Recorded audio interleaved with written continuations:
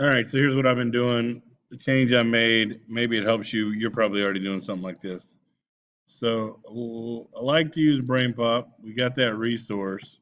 But what I don't like about Brainpop is having to go in there and go check the answers and see the kids did it and all that stuff, yada, yada, yada.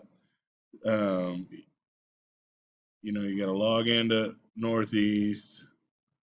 Then you're gonna have to log into Launchpad, and then from Launchpad you gotta go to Brainpop. And from Brainpop you gotta go to the class. Blah blah blah blah. All right. So here's what I'm doing instead. Started this quarter.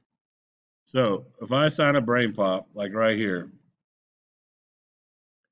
that Brainpop now in their instructions, it says that they have to give me a screenshot. So they got to give me a screenshot, like right here, that shows me that it is this kid.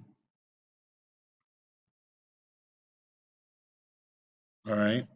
It shows me it's this kid in this review. That's a bad example. Let's see if we can get a better example.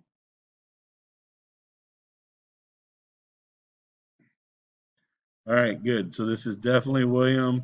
It showed me he did the movie. It showed me he got a 10 out of 10.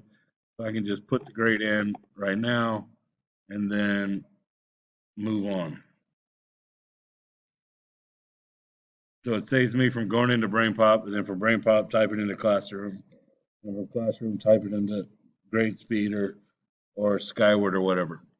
So anyway, that's what I'm doing.